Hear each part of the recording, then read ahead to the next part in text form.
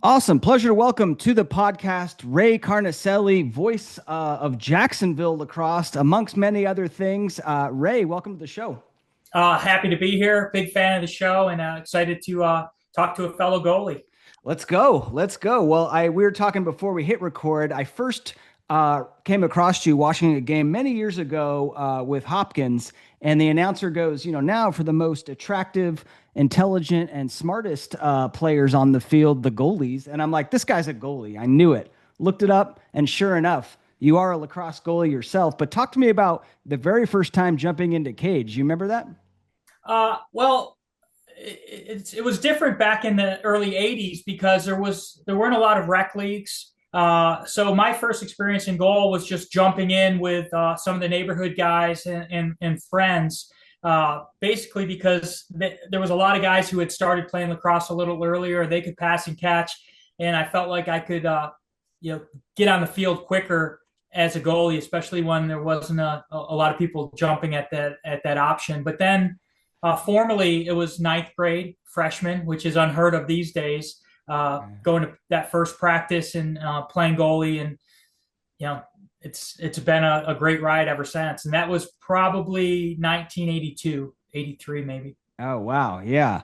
So we're talking STX Goalmaster and I brought this guy along. I don't know areas. if you can see it. There's a lot of concussions in that little thin piece of plastic right there. So yeah, it's been a wild ride. The bucket helmets. So when I first started in 99, I had a bucket helmet for like a couple days, but like Passover extra gear, and then I upgraded to the Cascade. But I got my taste of that bucket helmet. Yeah, this is actually pre-bucket with the laces in the back and just a thin piece of plastic. And yeah, things have come a long way, thank God. That's right. So when you first jumped in there, like, obviously now you've got, platforms like myself and Goalie Smith and Pete, all these great online goalie coaches, a lot of great resources. You didn't have all that when you were learning. How did you go about like learning how to make saves?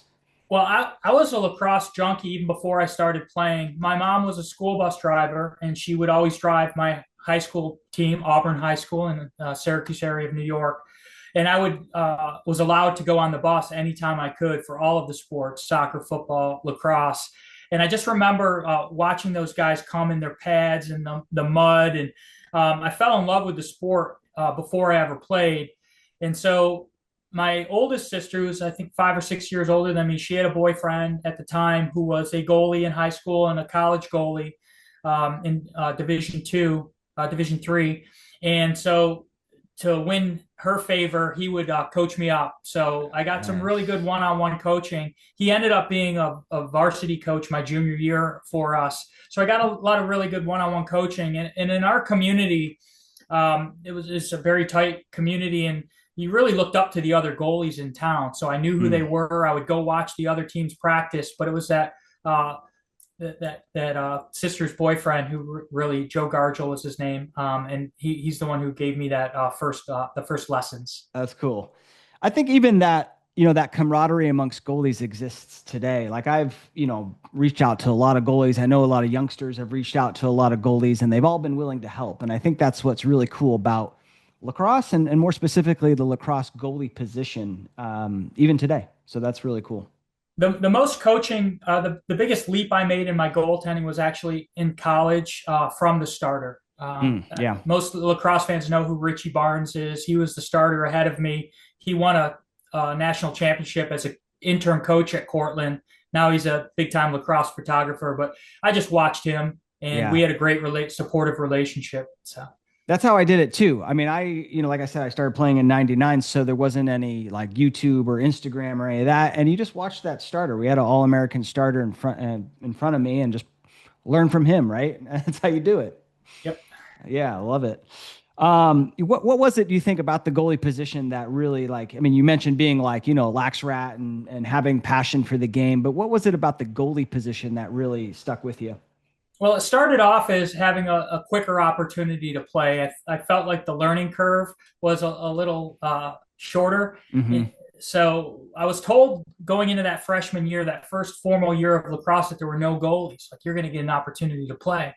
And so I show up, and there's two other goalies, one with experience, but it was just it's being that last line of defense. Obviously, it's a team sport, but when the other guy has the ball on his stick and you're defending that 6-by-6 cage, it's up to you.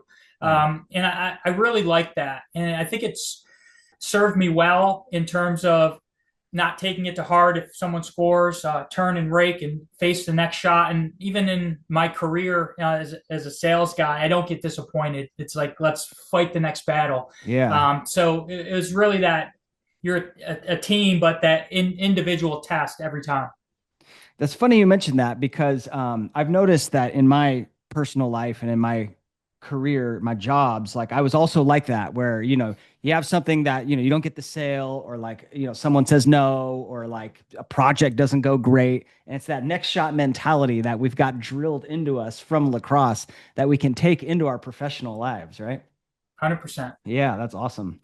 I'm sure you've seen the lacrosse game has changed a ton, but specifically the goalie game has changed a ton. But I also imagine there's certain things that you learned growing up that are still applicable to today's game. What are those things, do you think? I think the biggest difference that I've seen, especially in the last couple years, the goalies are getting bigger and bigger. They are, Uh, right? I I I sent you that clip from, I think it was 1989. Like, the announcer said I was 150 pounds. I was lying. I mean, I was probably 135 pounds, 5'8". They said I was 5'9". I wasn't 5'9". So Yeah. 5'8", 135, playing against Syracuse in 1989. Like, that's going to be hard for a little goalie. Not impossible. There's some great goalies. So I think the goalie position, the athleticism of the big guys. Before it was, way back when, it was the crazy guy or the fat kid. It's not that way anymore. We see these amazing goalies and throughout Division One, Two, and Three, and in the women's game and in the high school game. I watch a lot of high school lacrosse. These are some of the best athletes out there. So that's a big difference. And I think the goalie coaching, we communicated about some of our favorite drills. I'm sure we'll talk about some of those things. The other big change that I've seen is the fields. When you think about playing in the 80s and even into the 90s, like, to play on a turf field, playing at Syracuse, playing at Cornell, at Hofstra, that may have been it for me. Every other time it was most likely on a muddy field with ruts and potholes. And I think a lot of the high school players still see that. Very rare in college, even at D2 and D3. Hmm. So I I think playing on bad fields helped me as a goalie, because you have to attack the shot, you have to go after it and not wait for the perfect bounce. So you Hmm. still have to get used to playing on artificial turf. But I think the technique of attacking a shot, not knowing if it's going this way or this way, made it more advantageous, on that form. Yeah. And the equipment's changed. I showed you that broken down helmet from years gone by. I would have given anything to have good goalie gloves back in the 80s. Like, I used to get my thumbs smashed, and it was painful and it was debilitating. Nowadays, these great goalie gloves where you can still grab the stick, but you turn your hand inside and you still have that protection. Hmm. Uh, it may seem like a little thing, but I think any goalies from the olden days will tell you that the gloves are just magnificent now. They're nice. Yeah, they're nice. And speaking as someone, I never broke my thumb, but I sprained it really badly, and it's like it's painful, so painful, and it knocks you down for a couple of weeks. But going back to that point of the fields, that's a really great point because, I'm sure when you were taught, when I was taught, like the common theme was the shot comes at you and you step at that 45 to go get it, right? Like step at an angle, attack the ball. And a lot of that was because the fields were just so bad that like once that ball hit the ground, you didn't know what was going to happen. I mean, it could stay low, right? It could hit the ground and stay low. It could be coming this way, hit the ground, hit like a little pothole and bounce back. And so if you could attack that thing at the like before the point of contact or right at the point of contact, you were doing a lot better. And that might have been where that theory came from. Because And nowadays, go ahead. yeah, I was just going to say it's like they coach shortstops. Play the ball, don't let the ball play you. That's Yeah. always a term you hear in baseball, but my mindset was the same. Go play the ball before it plays you. Yeah. Because nowadays, I guess maybe with the fields and just how fast kids are shooting, like it's all like all the goalies are all lateral with their steps. And I don't know if you've seen that in the games that you've watched. Absolutely. When you see a high arc goalie, uh, that's pretty rare too, because I think part of it is there's a lot of bigger goalies too, so they can sit back, still cover that surface area of the goal and make those lateral saves. Yeah. Oh, to be 6'4". I'm 5'8" myself. But I just like you, I think I listed myself as like 5'9" or 5'10" in the program. So I gave myself another inch or two. But I'm only 5'8". And so yeah, I really thought that for me, cutting down that angle. But yeah, you see these Liam Entemans and Matt DeLucas, and they're, way above the crossbar and get down in their stance and like cover, with no step. They're covering pipe to pipe, and it's amazing to see. So love it. And then talk to me about Cortland State. So how'd that come to be? I mean, you played college at the next level, and I'd love to hear kind of your story of going into that. Yeah, it was pretty a roundabout story as well. And people that know me would probably not remember this, but I was a terrible student. Like, it was still a question in 11th and 12th grade if I was going to graduate on time. Like, that's no joke. Not that I was, stupid or dumb or anything. I just was having so much fun. It was, class clowning. And I remember my senior year, everyone was talking about what they were going to do next. And I didn't have a plan, didn't visit any colleges, only applied to one school. And I didn't get in, and that was Cortland State. But one of my last games in high school, I remember to this day, I walked off to the field after playing pretty well. And this coach comes up to me and he hands me his business card. And he says he's starting this junior college program. He's been watching me play and asked me what I was doing next year. And the honest answer was, I don't have any plans. And so I applied to that school and got accepted. And it's called SUNY Cortland now. It was a 2-year school when I went. It was Canton ATC up in the North Country of New York. Up in Canton, New York. And so I went there and had a great experience. I was 17 at the time I went to college, and I was very immature physically, mentally. So it was a great opportunity for me to get focused, play some really good lacrosse. We played Herkimer and Essex and Anne Arundel and Onondaga Community College, and all those really good junior college teams. Got my grades up, reapplied to Cortland. And I had been in touch with the coach. So he told me, get your grades up and we'll hold a spot for you. So I played 1 year at Canton, three semesters, showed up in the spring of my sophomore year at Cortland. And, it was, so I've got all those great memories from junior college. And I know there's a lot of junior college players out there now. My coach at junior college, he told me, don't leave. If you stay another season, you'll have so many options. But I wanted to go to Cortland. I love that tradition. I had that same coach who taught me lacrosse was a grad assistant at Cortland at one point later on. So I would go to an occasional practice. I love the uniforms. I love the culture. Amazing history of being one of the top teams in the early 70s. When you look at all the famous coaches that have come from Cortland, Tierney and Emmer and so many, Wareham and so many others, I just wanted to be a part of that and have no regrets about it. It was a great experience. Back then, we did play Division I schools, so we got to play those top level games as well. And there's some great memories there.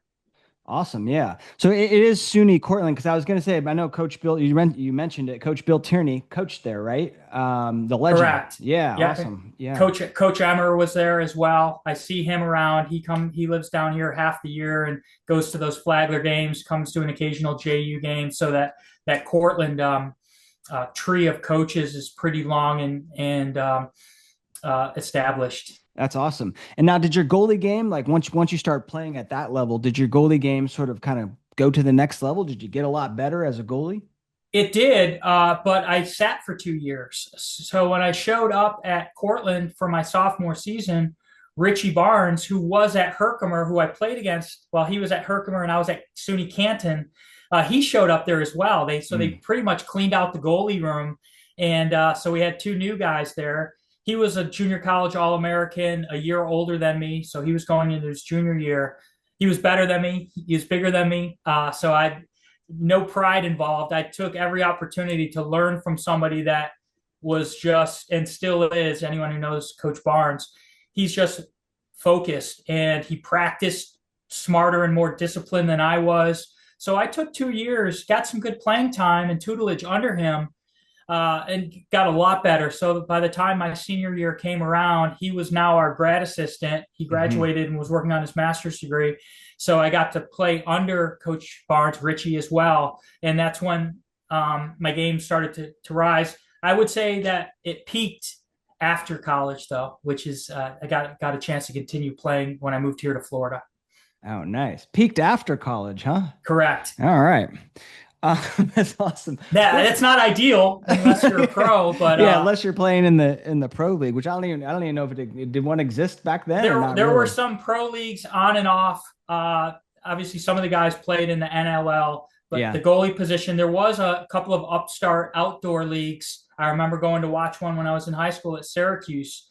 It wasn't a great product. The field was too big. The game was too slow. Yeah. They might have been. You probably don't remember the sideline horns as a player. I do. I do. We had Okay, sideline horns. Yeah. okay, I lose Yeah. track of when that happened, Yeah. but it was just a different game. The other big change, just to go back to changes, my senior year at Cortland, our first game of the season was at Cornell. Obviously, Division III, Division I. Hmm. They had just changed and for the first time implemented a clearing rule and the clearing clock and the count, but it was really goofy that first year. If I don't, they only kept it for 1 year. So let's say that I made a save and we're clearing the ball. If it went out of the restraining line, you couldn't pass it back in.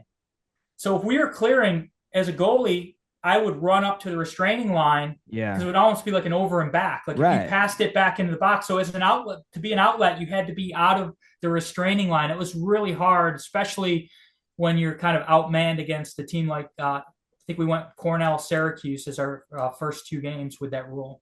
Yeah, interesting. So it was I very remember that. challenging. Yeah.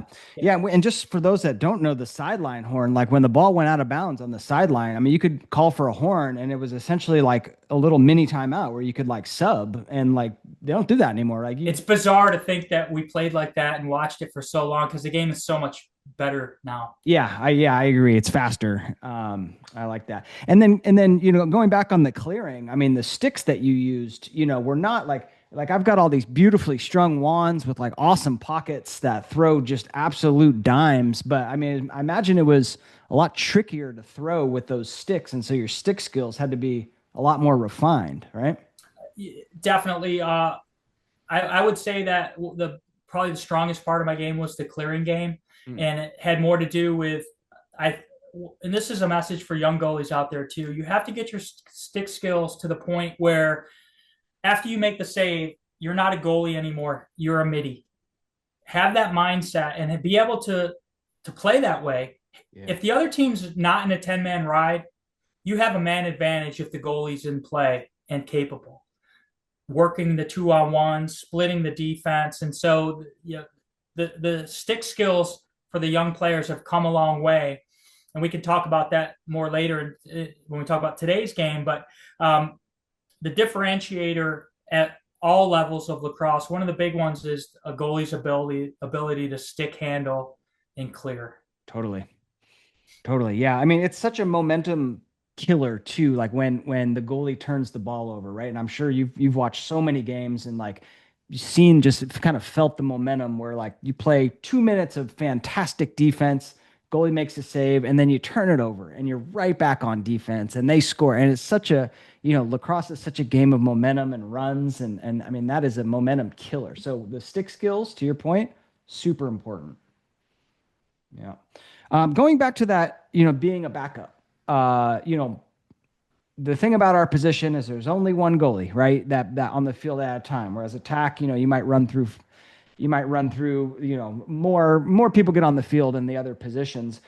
What are your tips for those goalies listening to this who are the backup?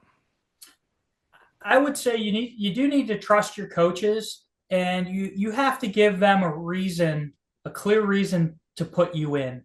There may be other reasons outside of ball stopping ability why a coach makes a goalie decision. It could be leadership. It could be command of the field. It could be that clearing game. It could be the ball stopping ability. It could be he's a good citizen. I mean, there's just a lot of reasons. So as a backup goalie, you want to eliminate all of those reasons. Make sure that you're working on your clearing game. Make sure you're a good citizen. Make sure that you're a leader, even if you're not playing.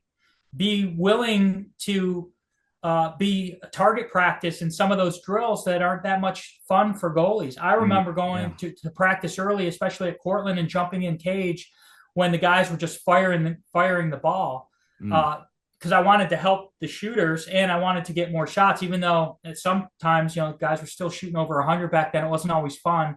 But I think that's a big point. And understand what the starting goalie is why he's in that position, and try to put yourself in that position. I still remember being that backup at Cortland for 2 whole seasons, just supporting Richie. Like I would run out on the field between timeouts and pump him up. And I could tell when he wasn't having a good game. And every once in a while he'd make some eye signals to me, like, you better be ready.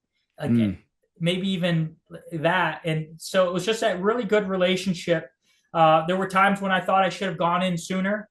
I never felt during those 2 years at Cortland that I deserved to be the starter. Like I knew he was All-American, and I wanted to be one.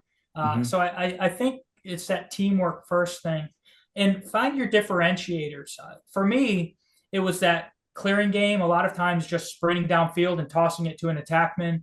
And the other thing is the communication. Even today when I go out and play, we've got a pretty robust pickup men's Sunday group here where you have current Division I college players all the way on up to old guys like me. And if I go out there, people notice that I'm commanding when I'm talking where the ball is, like go heavy on your checks.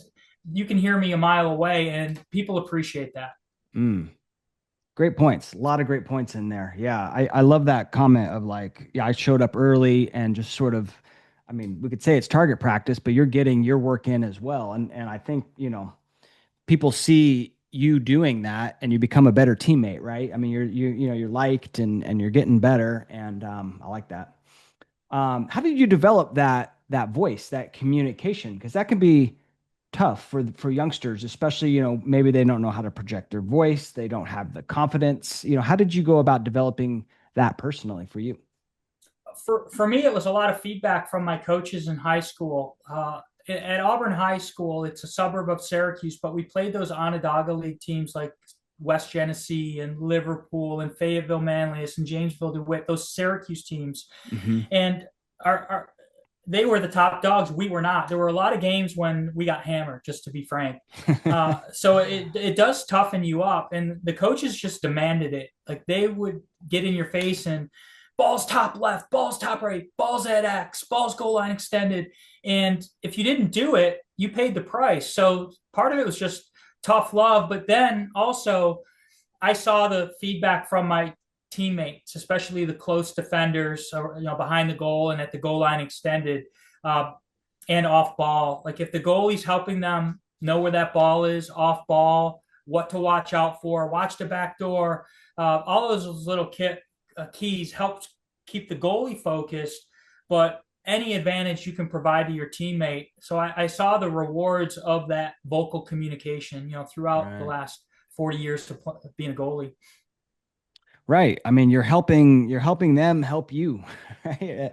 I think a lot of goalies are, they might be shy in the communication aspect, but at the end of the day, like your defenders want to hear that. They want to hear from you. And so understanding that and knowing that you're helping them, right, should encourage you to be really loud out there. Even if you say the wrong thing. I'm sure you've said the wrong thing before when you were still learning, but I think that's fine. They'll forgive that. And yeah, one thing we talked about earlier was I was a lacrosse junkie even before I started playing, and that my sister's boyfriend who took me around, we used to go to Hobart, we used to go to Cornell, we used to go to Syracuse, used to go to Cortland and watch games all of the time. Oh yeah. And so I did notice that as well. Like we went to games every weekend, sometimes 2 games a weekend, jump on his motorcycle, drive to Ithaca to watch a Cornell game, go to Hobart. And that's the way it was done. And so it was pretty natural to me by the time I got to high school. Love it. Love it. You sent me a clip, like you said at the beginning, of you Cortland State playing Syracuse, getting in the fourth quarter there. I mean, talk to me about that experience. Well, so I played against Syracuse 3 years, and that was 88, 89, and 90, I believe. I get my years a little mixed up. But if anyone remembers, those are the greatest teams of all time. It was Paul Gate, Gary Gate, John Zolberti, the amazing players on defense. Rodney Dumpson was probably the hardest shot on that team from the midfield. The late, great Brooke Chase. So growing up, having gone to Syracuse lacrosse camp in between ninth and 10th grade and going to those games, going out to Coin Field to watch their summer league games, it was awesome. Uh, Went up there to watch Jacksonville play at the Dome and this year, and I think it was my Mm. first time back since playing there Oh, after wow. 30 years or whatever. And I knew I was playing against the best, and I think you probably saw the score. I went in at halftime, and they already had like 17 or 18 goals. So it wasn't really a lot to lose, but there's something to be said about just testing yourself against the best. Playing against Cornell, Maryland came and played at Cortland my senior year, and we gave them a game. It was probably the best game of my life. Wow. We gave them a game for into the fourth quarter. Yeah. So it's just anyone that's going to step in that crease and be a goalie, you have to have confidence. It's not something that I've ever lacked. And part of it is just having that next shot mentality and wanting to test yourself against the best. Yeah. It was awesome. Like I even like if we competed, like competing against Maryland, knowing we were Division 3 and they were Division 1, being able to give them a game into the fourth quarter really, made us, and we were playing the great Hobart teams and the Division 3 teams as well, which were as good as most Division 1 teams back then. There weren't 60 Division 1 teams, so maybe 35. So the Division 3 was still pretty, high level back then. Oh, gotcha. Yeah, yeah. Yeah, and I mean that's great. I mean that's great. You can bring that confidence into that game, and many times goalies might ask me like we're playing like the number one team, and any tips on that. And a lot in many ways like you got nothing to lose, right? You got nothing to lose. They're the number one team. Like they should be you guys, and so just go out there and have fun and play your best. And a lot of times like you with Maryland, like you'll see what happens. You give them a game. Well, you think about the movie Hoosier, where they go out and he measures the height of the basketball hoop, measures the width of it. And it's the same mentality lacrosse players and goalies especially have to have.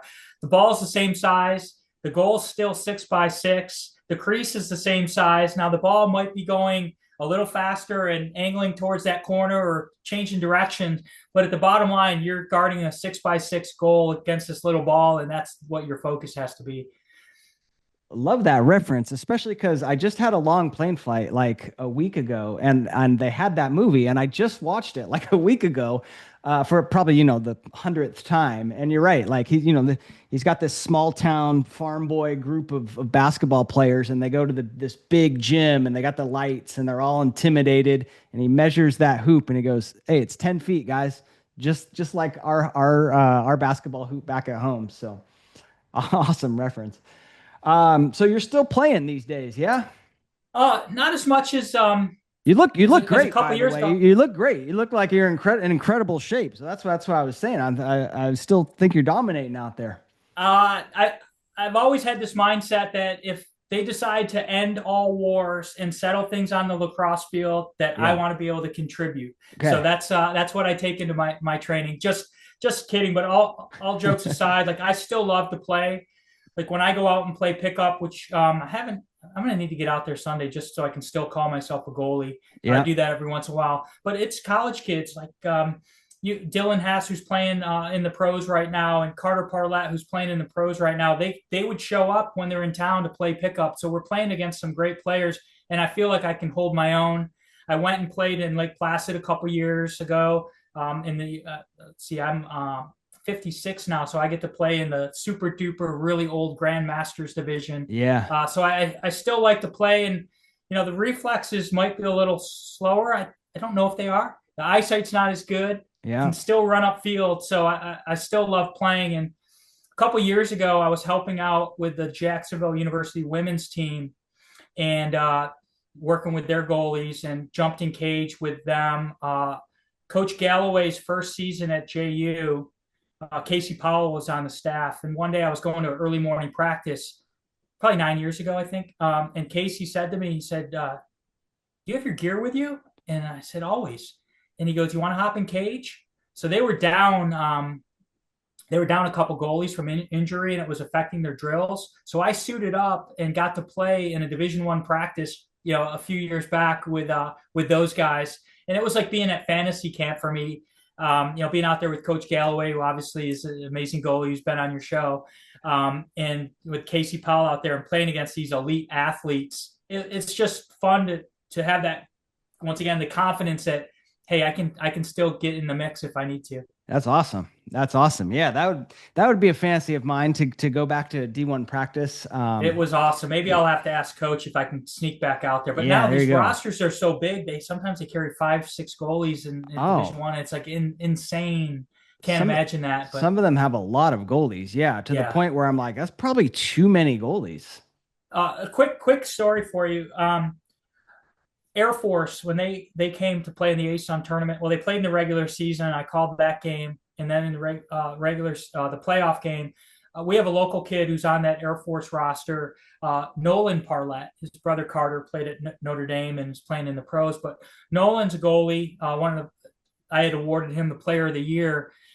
He plays at Air Force. Another Florida kid was named the starter this year. So Nolan is such a great athlete. He plays short stick defensive midi as well. So it allows the team to travel with 3 goalies and also have extra legs when they're not traveling with a full squad as a short stick defensive midi. So just a little tip for any of you goalies out there. If you're a great athlete, which I expect you are because you're a goalie, Yeah. that if you have other skills, you never know when that might get you on the field and get you in the practices as well. So you want to be in the mix at all costs. Yeah. So Or shout even out just to make Nolan.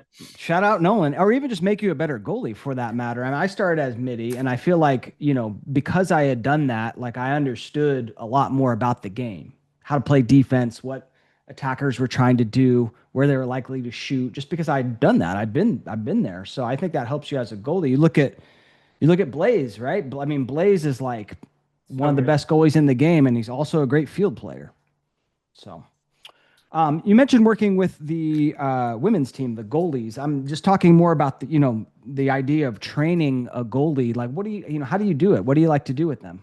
Well, the biggest the biggest difference between the men's and women's game and the goal, and I noticed this by jumping in the goal against the women, both in some drills and in some scrimmages, uh, is the shots are so different. Not only because there's no pocket and everything's from here, but also everything's in tight. You're not Right. shooting around players and screens.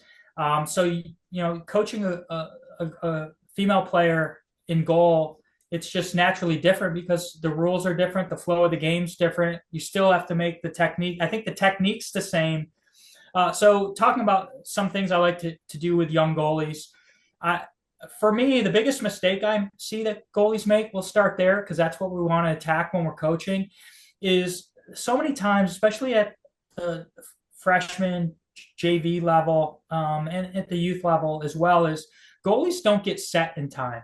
They're Mm. relaxed and then they have to get set when the shot comes. So I try to do drills that keep the goalie set. Mm-hmm. Be set all the time. Don't relax and then have to try to get set and then react.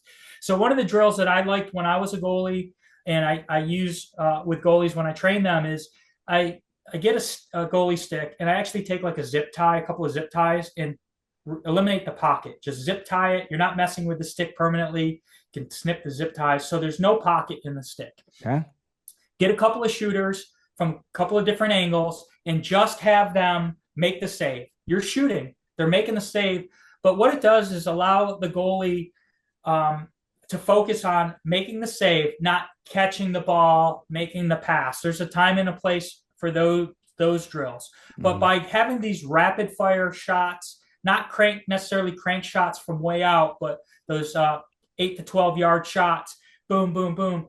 You're making the save. The ball's deflecting. Your shooters have balls lined up, so they're picking up, and you don't have time to relax. It's rapid fire. So the goalie doesn't have time to rest. Be set, find the ball, be set. That's been well received. The other tip I give to young goalies is something that I used as well, and I think a lot of goalies could benefit from this. Is I would have trouble focusing sometimes, get Hmm. distracted. What's the defense doing? Who's covering who? Where's the slide coming from?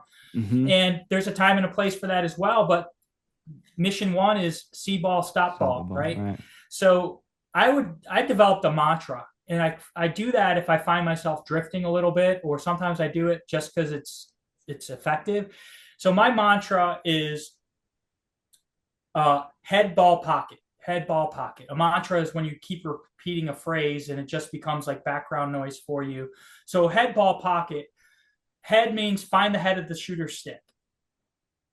Find the ball as it's being released and look it into your pocket. So head ball pocket, wherever the ball is, you're repeating that mantra. You can still be saying, balls top front, top left, goal line extended, whatever. But if you have it going in the background, head ball pocket, it really helps to focus on that number one mission because talking about the differences in the game, I remember playing down here in Florida. I came down in it was higher level lacrosse than you would have thought of back in like 1991, 1990, 91.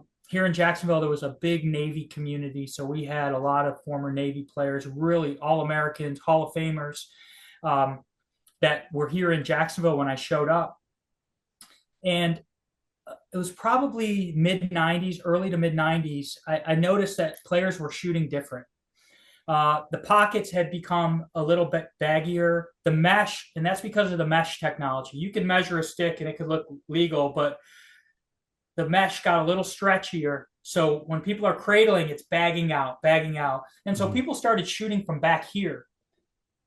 When I was playing in high school and college, everything was from here, a lot like the women's game. There was barely any pocket in that stick. So you couldn't wind up, you'd lose the ball. So guys started winding up and shooting. And so I was having trouble finding the ball because they were hiding it back behind them, behind their Mm-hmm. head. And it was something that find the head, find the ball, find the pocket of my stick is something that's been very helpful. So I would say encourage the goalies out there to give that a try. I like that.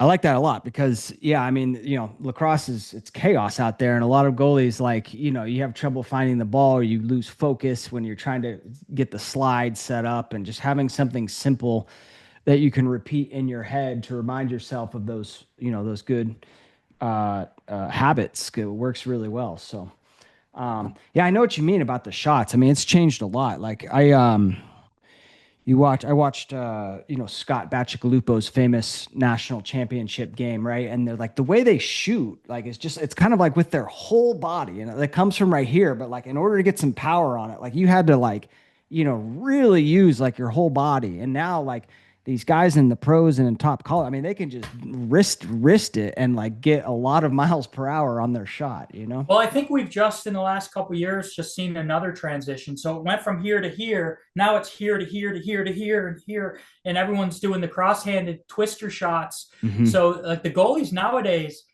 it's you cannot line up on the body of the player because the body might be here, but the stick might be here. They're not switching hands, and guys are Yeah, shooting from just about behind the cage and putting spin on it. So that's another huge transition just in the last couple of years. I like it. Yeah. And I think that's a result of so many players playing box. You don't have time to switch hands. You're in tight. So instead of going to your left hand, you're crossing to your left hand, the Canadian shot or twister, or whatever you want to call it. Yeah.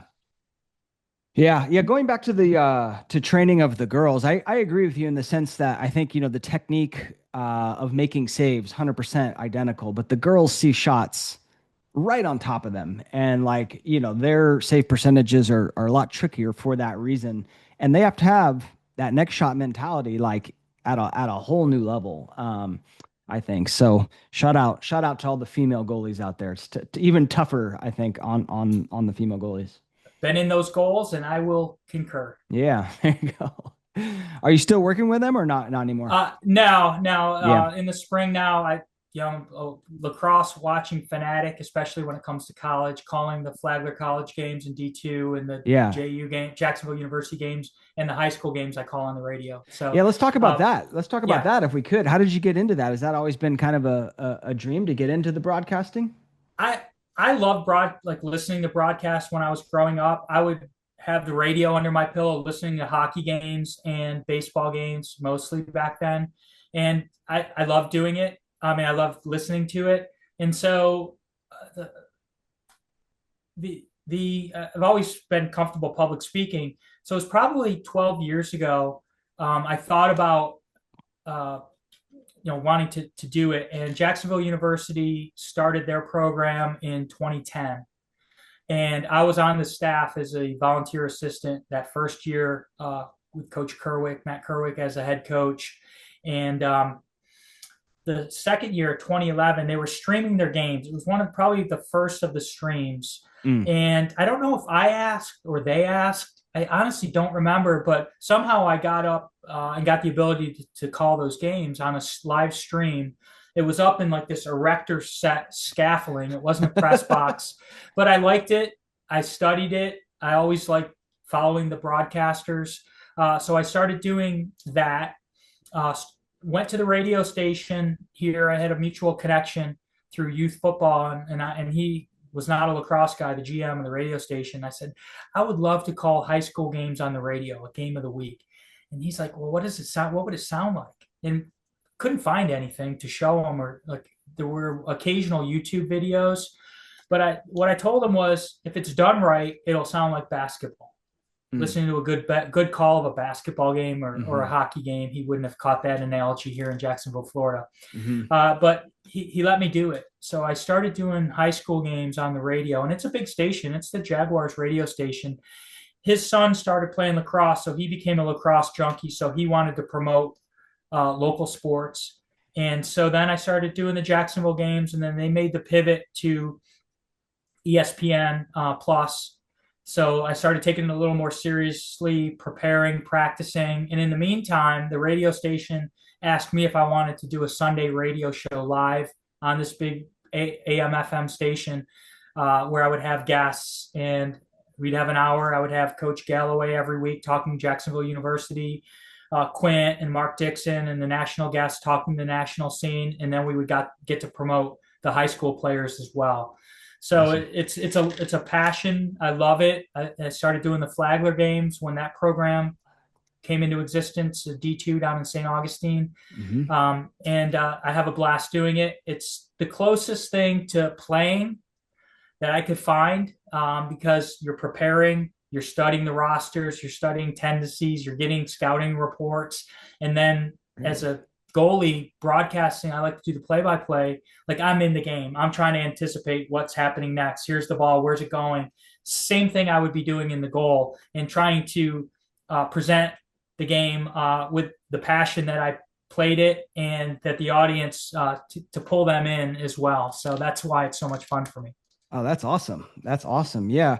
I was going to ask what goes into a good broadcaster. Not that many people want to maybe become a broadcaster, but for you, like, what goes into it? And it just sounds like it's the same level of preparation that you might have taken when you're preparing for a game, right? Like scouting reports and all that stuff. With X and Instagram, and there's a lot of critique of the broadcasters, which is fair. I can tell when a broadcaster is not prepared. That's the number one thing. Like, so for me as a play-by-play guy, I put detailed charts together. It's something I saw Quint Kesnick do when he came to call a game here in 2011. I saw his boards and I was like, okay, that's what. And then I try to memorize as many numbers as I can of the key players. So calling Jacksonville University games, I've gotten to the point where I don't need the roster. So I focus all week on the other team. I want to know. I start out trying to memorize 10 guys and then try to get to 12 guys. And I go, who's scoring, who's assisting, who's touching the ball. Yeah. And so then when the flow of the play is going, I don't have to look down. So-and-so to so-and-so. So I would say it's preparation, and then you have to have energy. There's nothing worse than this amazing call, and the play-by-play guy is like, Jones over to Smith, shoots, he scores. Like, it's exciting. I get some great feedback too. One of the biggest things I get, especially from the JU following, is, why do you get so excited when the other goalie makes a save?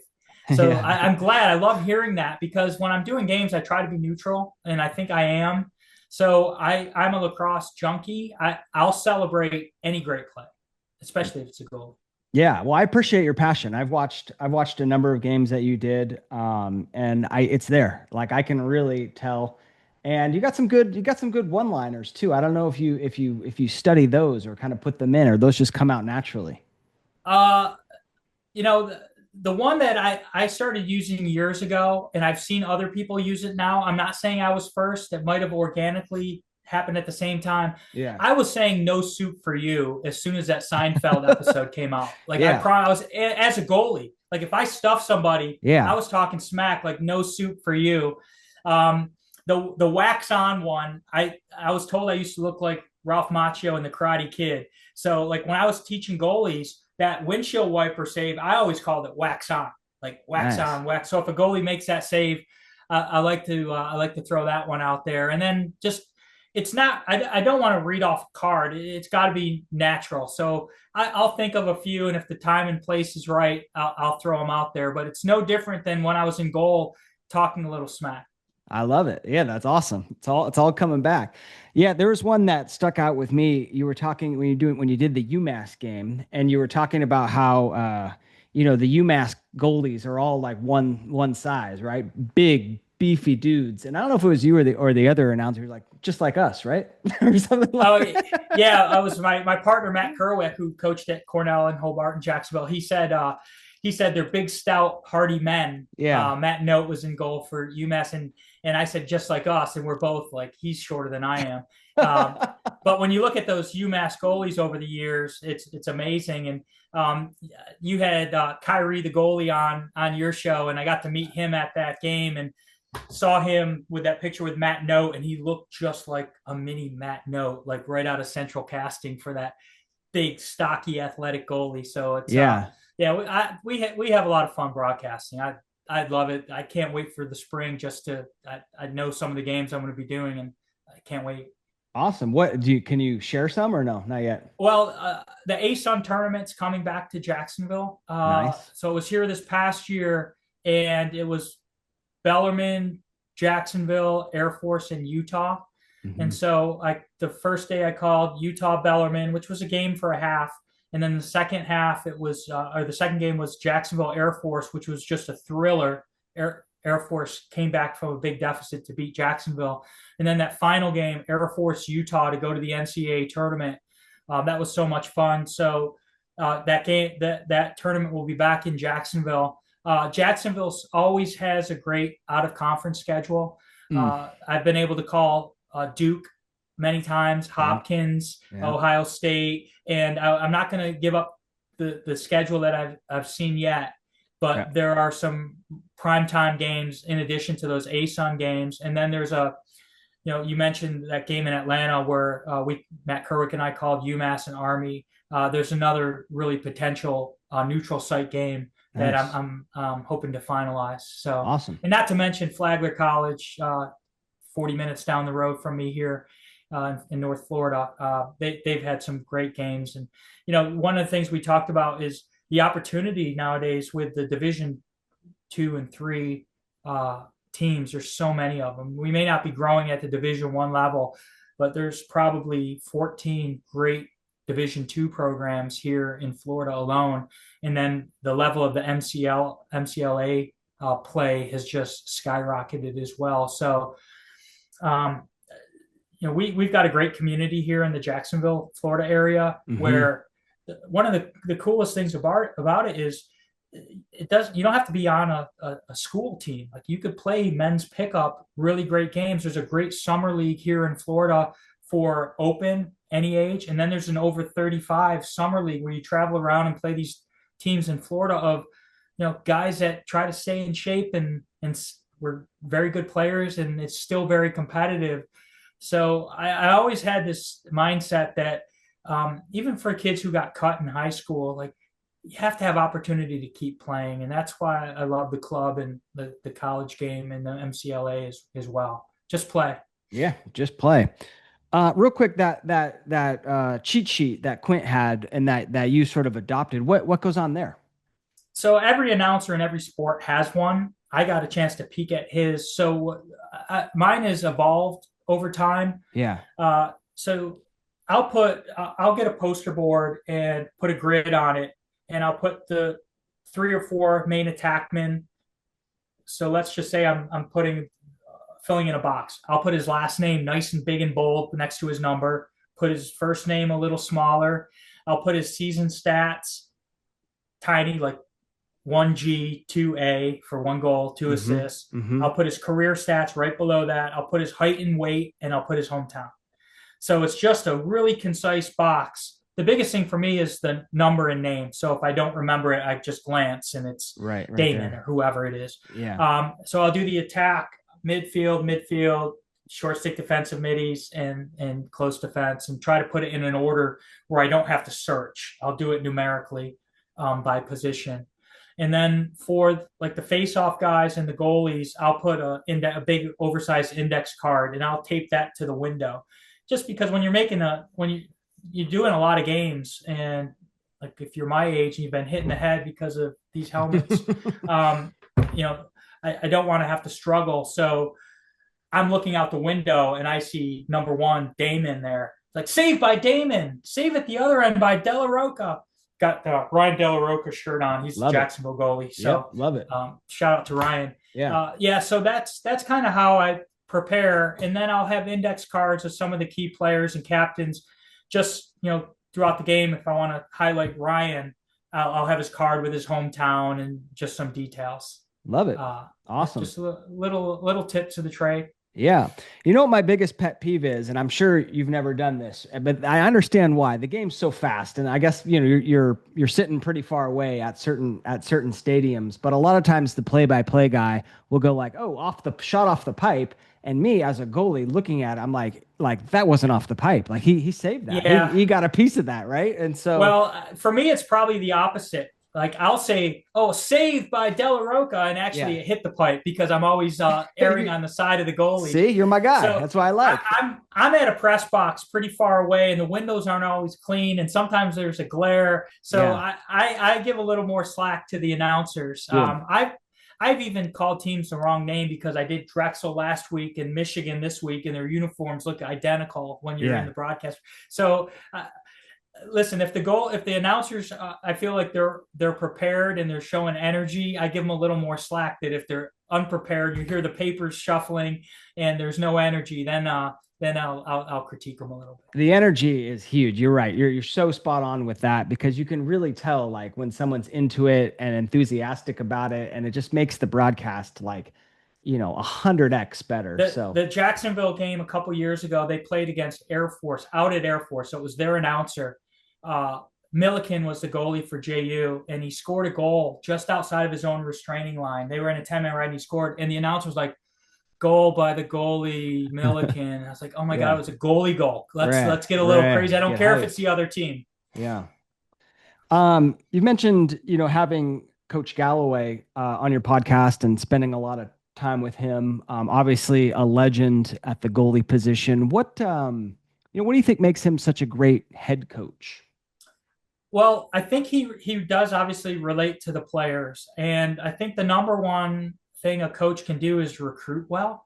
So Coach Galloway has been able to get some guys that you might wonder, like, why is that kid going to Jacksonville? Like, I love Jacksonville. I got my MBA from there. I'm a JU Dolphin. Mm-hmm. But he's been able to steal some guys in recruiting, I think partially because Team USA goalie, MLL, PLL, Syracuse legend, he's got that.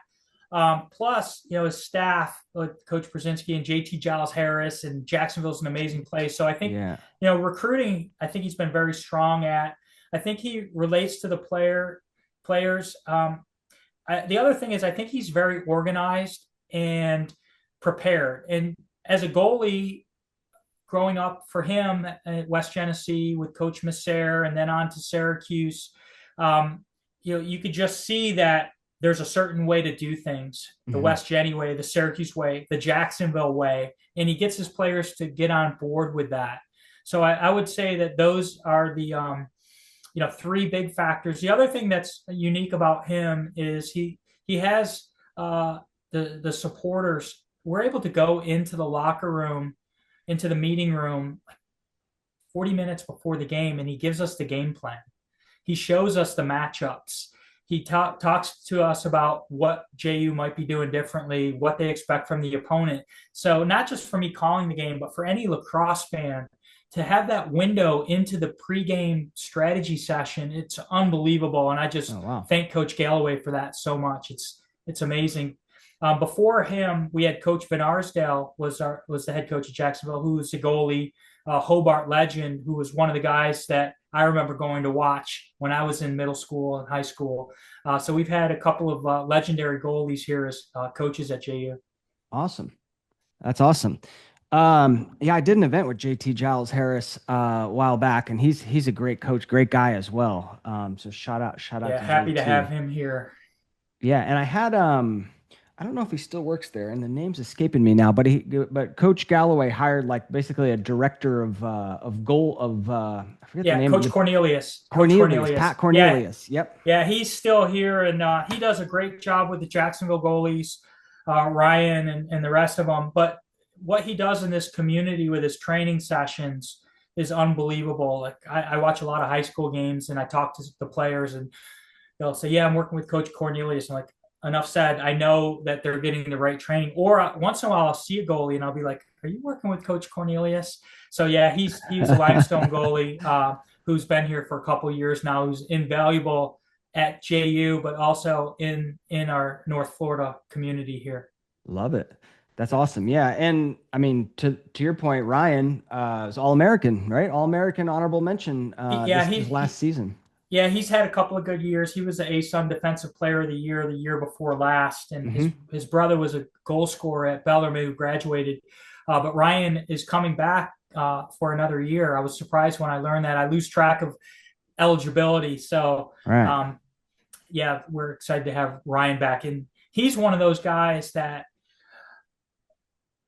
I was kind of a rambunctious, loud, outspoken goalie, and I probably was had some like mood swings. Or he is so even keeled, and that's a tribute to him. Different goalies are different. Some of them are loud, banging the pipes, getting in people's faces. Some just are quiet, and others have a perfect combination of demonstrating it, showing the energy, having great body language is something we haven't really talked about, but you can't be mopey. If I was coaching and I saw a mopey goalie, I'd get him out as soon as possible. Yeah. The other thing, just to change subjects a little bit, one thing that I wanted to talk to coaches about and goalies, but um, goalies especially, you need to compartmentalize what's going on away from the field. I think that's a big issue, high school and even at the college level, even at the highest levels. When you think about these kids, and I'm speaking a little bit from experience here, 17, 18 years old, let's say you have a senior goalie, it's the spring, he's trying to graduate, he's trying to figure out what's going on, exams coming up. I think the Division I level, they probably do a really good job of helping those players manage all of those things, but could be girl problems. It could be a lot of things. And, one of the messages I have to the goalies out there is when you show up at the facility, not even step into the goal, like when you show up at the facility, you have to put everything else aside. Hmm. The tests and the preparation for class will come. The Hmm. issues with the girlfriend might happen down the road. The financial stuff. What are you doing next year? The graduating, all of those things spinning around. Show up at the facility. You're the goalie. You're the leader. That's got to be job one. It's great advice. It's great advice. Yeah, right. I mean, a lot of times goalies will ask me, like, what's it, how do you manage being a Division I athlete and the schoolwork and maybe have somewhat of a social life? And, one of the tips that I share is exactly what you just said, is that like, when you're doing one thing, like you're 100% focused on that. So I'm doing schoolwork. I'm not thinking about the what I'm going to do tonight or what I'm going to eat for dinner or the game I got tomorrow. I'm doing the schoolwork, right? And just having those buckets and I think that really helps you tackle it all. I want to ask you a question. Yeah. You talked about being the backup goalie. What do you think about coaches who split halves? Because down at Flagler College, my good friend, the head coach, Coach Duncan, played this whole season splitting halves with two different goalies. And I told him, I told him he's crazy. Like, how could you pull out a hot goalie? He goes, I've got trust in both of them. And boy, that would be really hard for me. What are your thoughts? I'm with you. I'm with you. Yeah. I think that I think, I mean, it's nice to have like a second goalie that you trust, right? And you can go to, but I just think that, you know, if a goalie had a great first half, you ride him the Yeah. entire game. I really do. And I never got to ask Coach Galloway about this, but one of the things that he did, I don't know if he did it last year, but he definitely did it a couple years ago, was The put man in up change. the man up change. And I was Yeah. always like, that is the weirdest thing to me because like you bring in this goalie that's like presumably pretty cold, right? And depending upon the time of the penalty, so he would, on a man up or man down, new goalie would come in, fight off the penalty, and then go back out. What? When that first started happening here, and I was calling the games and watching the games, I was like surprised because I had never seen that. Yeah. But I did talk to Coach Galloway about it, and I did witness it. And so it was Ryan, and then the other goalie was a transfer from Albany who was giant. I think he was 6'5", 6'4", 6'5", opposite hand from Ryan. And you could see the energy of the whole man down unit and the whole bench just get elevated. Like, here's our guy busting his butt in practice, who we Hmm. all know is capable. Let's give him our hardest minute, our hardest 30 Mm, seconds. mm, And if you look at the stats, they did very well in man down under that. He hmm. didn't do it this year. So it's not, I'm going to do this every time, but I think Coach Galloway is wise enough to recognize the circumstances. We have a guy that we really like. He's the opposite hand. He's bigger. It's a different look. And if we can get any type of hesitation out of the offense in that 60 seconds or 30 seconds, it's to our advantage. And if it doesn't work out, we've got a really good giant goalie back there as well. Yeah. Love it. Awesome. Well, Ray, thank you so much for coming on the show. Anything else you wanted to hit on, by the way? I feel like we talked about a No, lot. I wanted to make sure I talked about like the mantra thing because there's a lot of chaos on the lacrosse field, and I would Yeah. urge any of the goalies out there, just give it a try. Just have it going on in the back. Find the stick, find the pocket, find the ball, find your stick. So just keep going at it. I love what you do. I can't wait for lacrosse season, and you kind of inspired me to get out there on Sunday and strap it up. Okay. I'll let you know how it turns out. Please. If I could give you one tip out there, head, ball, pocket. Head ball pocket. There you go. Awesome, Ray. Well, thank you so much. It's going to be awesome to listen to you broadcast the games. And if people wanted to, I guess, find you, where could they go? Uh, X at Lax 904, Okay. which is our area code here in North Florida, LAX 904. And then on Instagram, it's Ray _ Carnicelli _ Lax 904. If you put in Lax 904, you'll find me. Cool. Well, we'll link up to that when the show comes out. And let's leave the goalies with one last final piece of advice. What do you say? What I would say is have fun, be passionate. If you're not having fun and you can't manufacture the passion, find another position or find another sport. There we go. Thanks, Ray.